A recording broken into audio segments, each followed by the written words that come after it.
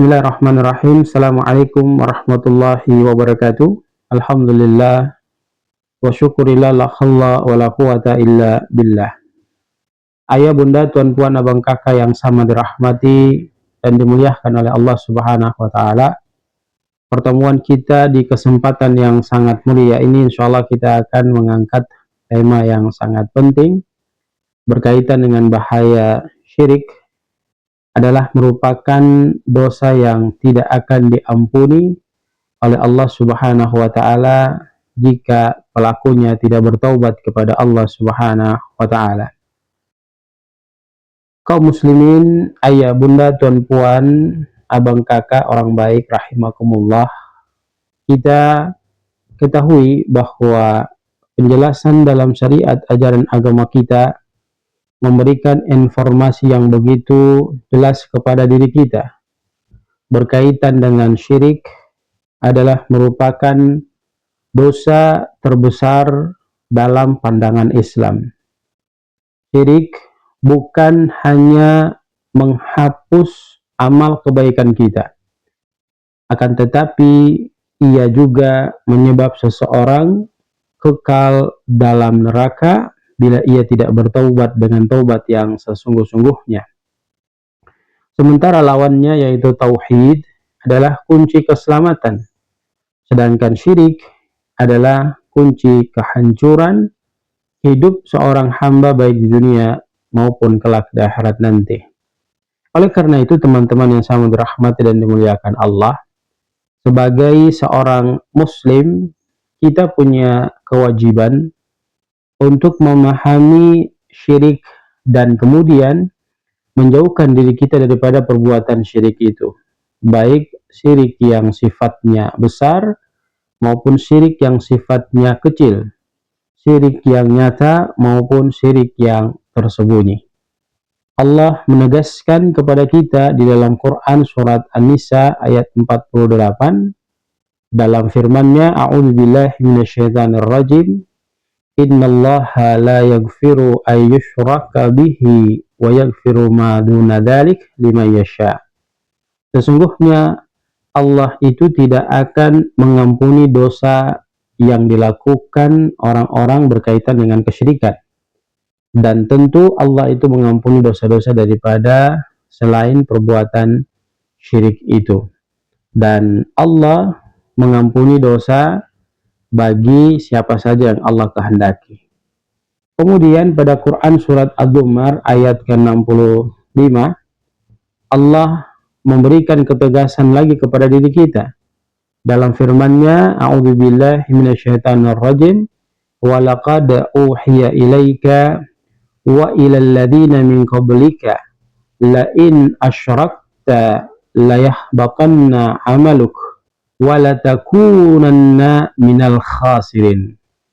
Dan sungguh telah diwahyukan kepadamu dan kepada orang-orang sebelummu, jika engkau berbuat kesyirikan pasti amalmu akan terhapus dan sungguh engkau termasuk orang-orang yang merugi. Bahkan Nabi SAW menyampaikan kepada kita, kalau Rasulullah SAW bersabda, akbarul kabairi an tusyrika billah.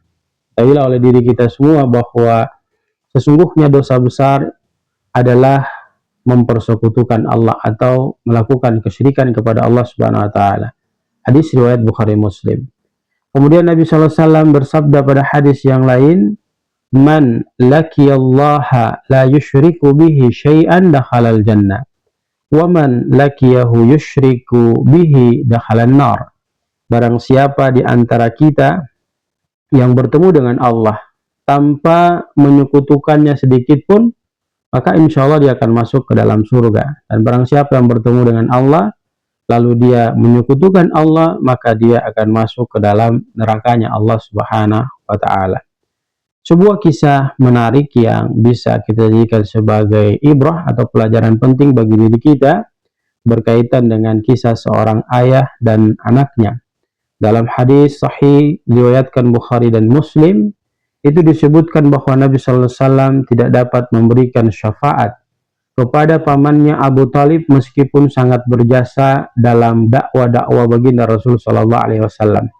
Pertanyaannya adalah mengapa Nabi Shallallahu Alaihi Wasallam tidak bisa memberikan syafaat kepada Abu Talib, sementara Abu Talib adalah paman Nabi yang punya jasa besar terhadap perjuangan dakwah-dakwah baginda Rasul Shallallahu Alaihi Wasallam.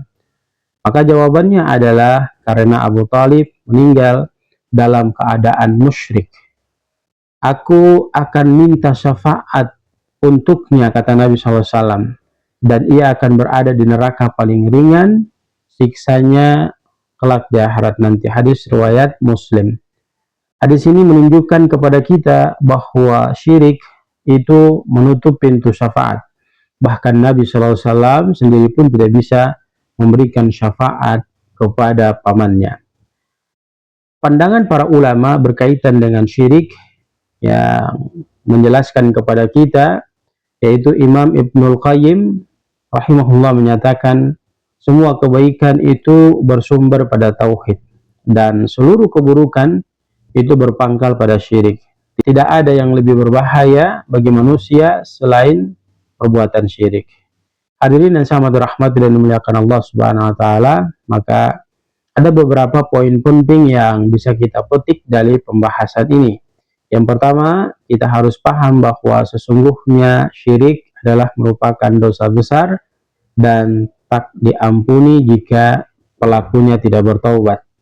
Yang kedua, syirik adalah sumber penghapus seluruh amal kebaikan yang kita lakukan. Yang ketiga, orang musyrik kekal tempatnya di nerakanya Allah Subhanahu wa taala jika mereka mati dalam keadaan syirik. Yang keempat, syirik ada yang besar yaitu menyembah selain Allah, dan syirik ada yang kecil yaitu riya, kemudian jampi syirik, dukun, dan yang lain-lain. Kelima, tauhid yang murni adalah syarat diterimanya amal kita. Kemudian yang keenam, banyak orang terjerumus ke dalam syirik tanpa sadar, maka penting untuk belajar apa itu syirik. Kemudian yang ketujuh, orang yang bertauhid tentu akan mendapatkan keamanan, dia akan mendapatkan petunjuk, dan dia pula akan mendapatkan keselamatan kelak di akhirat nanti. Jamaah sekalian yang sama dirahmati dan dimuliakan Allah Subhanahu wa taala, sebagai penutup kami mengajak kepada kita semua, mari sama-sama kita berusaha untuk menghindarkan diri kita dari perbuatan syirik dalam bentuk apapun, baik itu mempercayai ramalan, meminta kepada kuburan, percaya pada jimat, atau riya dalam amal. Maka mari kita membersihkan hati kita, kuatkan tauhid kita, dan pelihara keikhlasan kita, karena surga hanya untuk orang-orang yang mentauhidkan Allah, dan neraka itu diperuntukkan bagi pelaku syirik yang tidak bertaubat kepada Allah Subhanahu wa taala. Semoga Allah memberi kita kekuatan untuk mampu membentengi diri kita dari perbuatan syirik. Barakallahu fikum, jazakumullahu khairan. Billahi taufiq wal hidayah. Assalamualaikum warahmatullahi wabarakatuh.